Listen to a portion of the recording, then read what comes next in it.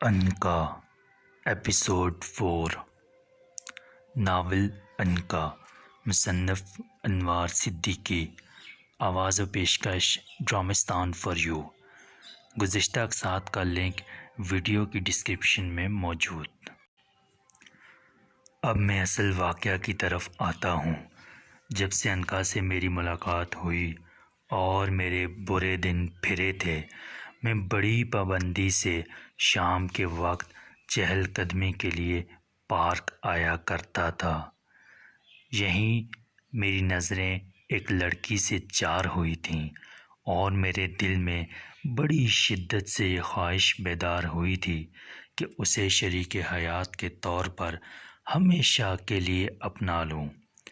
کلرکی کے زمانے میں اس لڑکی کا خیال کر کے میں دل محسوس کر رہ جاتا، لیکن اب میرا خیال تھا کہ لڑکی بھی مجھ میں دلچسپی لے رہی تھی، جس کا اندازہ مجھے اس کی مسکراتی نظروں سے ہو گیا تھا۔ گو کہ آج تک میری اور اس کی کبھی کوئی گفتگو نہیں ہوئی تھی، لیکن جتنی دیر میں پارک میں موجود رہتا وہ بھی وہیں رہتی۔ ہم ایک دوسرے کو دیکھتے اور پھر جلدی سے نظریں جھکا لیتے۔ ابھی تک نہ تو اس نے میرے قریب آ کر کوئی بات کرنے کی کوشش کی تھی، نہ ہی میری ہمت پڑی تھی کہ اپنی طرف سے پہل کر سکوں۔ بہرحال ہم جتنی دیر پارک میں رہتے، ایک دوسرے کے آمنے سامنے رہتے اور دلوں کا مدعا نظروں کی زبانی ایک دوسرے سے بیان کرنے کی کوشش میں مصروف رہتے۔ میں نے اس لڑکی کے بارے میں اب تک اتنی معلومات حاصل کر لی تھیں کہ اس کا نام نرگس اصفہانی ہے۔ اس کا باپ ایک مقامی تاجر تھا، جس کا شمار امیر کبیر افراد میں کیا جاتا تھا۔ سول لائنز کے علاقے میں وہ ایک عالی شان بنگلے میں رہتی تھی۔ اگر انکا سے میری ملاقات نہ ہوتی تو غالباً میں نرگس کا تصور بھی نہیں کر سکتا تھا، لیکن موجودہ صورت میں دولت کے لحاظ سے میں نرگس کے باپ سے کسی طرح بھی کم نہیں تھا۔ جتنی دولت اس نے سال ہا سال کی محنت کے بعد جمع کی تھی، اتنی دولت میں کسی وقت بھی انکا کے ذریعے حاصل کر سکتا تھا۔ قصہ مختصر یہ ہے کہ نرگس اصفہانی میرے دل و دماغ پر چھا چکی تھی۔ آج بھی میں پارک کے ایک پرسکون گوشے میں بیٹھا اسے کنکھیوں سے دیکھ رہا تھا۔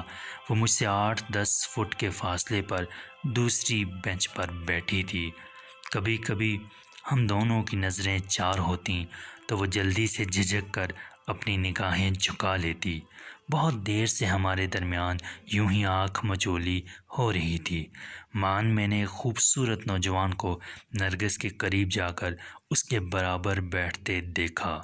نوارت کے آ جانے سے نرگس کچھ پریشان ہو گئی تھی، لیکن میں نے یہی اندازہ لگایا کہ وہ نوجوان اس کے لیے اجنبی نہیں تھا۔ اگر ایسی کوئی بات ہوتی تو نرگس یقیناً اٹھ گئی ہوتی، اس کا اپنے قریب بیٹھنا کبھی گوارا نہ کرتی۔ میں اپنی جگہ بیٹھا اس نوجوان کو کینہ توز نظروں سے دیکھ رہا تھا۔ وہ جس انداز میں مسکرا کر نرگس سے گفتگو کرنے کی کوشش کر رہا تھا، اس نے میرے سینے میں جذبہ رقابت کو ابھار دیا تھا۔ ٹھیک اسی وقت جب میں اپنی بینچ پر بیٹھا بار بار پہلو بدل رہا تھا اور دل ہی دل میں پیچ و تاب کھا رہا تھا، میں نے محسوس کیا کہ انکا جو میرے سر پر نیم دراز تھی، یک خلط ہڑبڑا کر اٹھ بیٹھی اور میرے کانوں میں اس کی سریلی آواز گونجی، جمیل، کیا تم جانتے ہو یہ نوجوان کون ہے؟ نہیں، میں نے آہستہ سے کہا۔ یہ نرگس کا منگیتر ہے، انکا نے سرگوشی کی۔ میں چاہتی ہوں کہ تم اس کو مار ڈالو۔ انکا کی زبانی یہ سن کر کہ وہ نوجوان نرگس کا منگیتر ہے، میرے دل کو شدید دھچکا لگا، لیکن میں چونکہ شروع سے ہی میانہ روی کا قائل ہوں، اس لیے نوجوان کو مار ڈالنے کا مشورہ سن کر میرا دل دھڑکنے لگا۔ انکا، کیا تم میرے لیے کچھ نہیں کر سکتی؟ میں نے دبی زبان میں کہا۔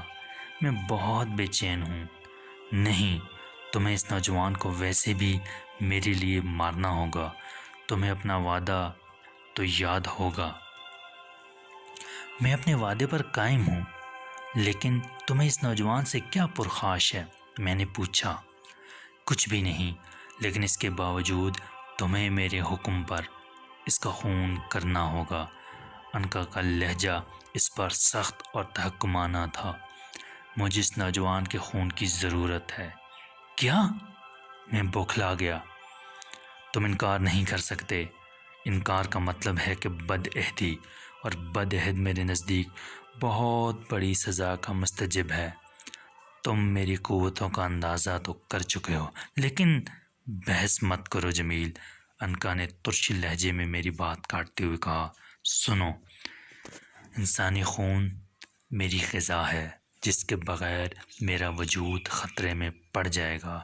تم نے اگر بد عہدی کی تو خسارے میں رہو گے۔ بہرحال میں تمہیں میرے لیے یہ خطرناک کام انجام دینا ہوگا جس کا تم وعدہ کر چکے ہو۔ قبل اس کے کہ میں کوئی جواب دیتا، میرے سر پر نکیلے پنجوں کی چبھن شدید سے شدید تر ہونے لگی۔ یہ غالباً انکا کی طرف سے ایک خاموش چیلنج تھا کہ اگر میں نے اس کی بات نہ مانی تو وہ مجھے نقصان پہنچانے سے بھی دریغ نہیں کرے گی۔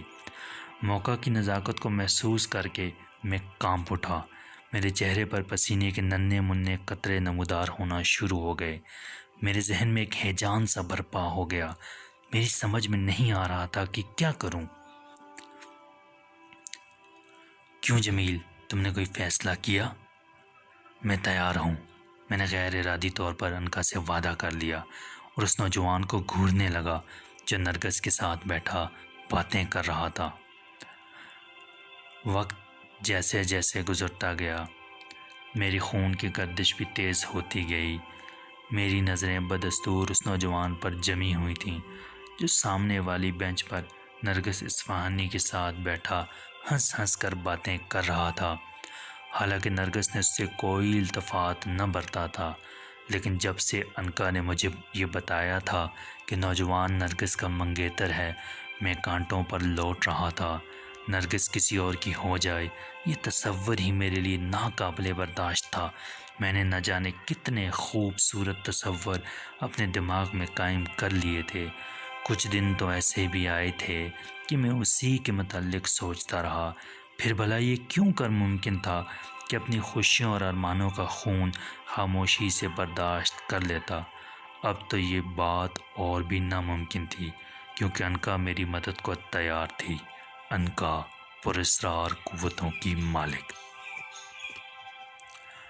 انکا ایپیسوڈ 4 آپ نے سنی۔ امید ہے کہ آپ کو بہت پسند آئی ہوگی۔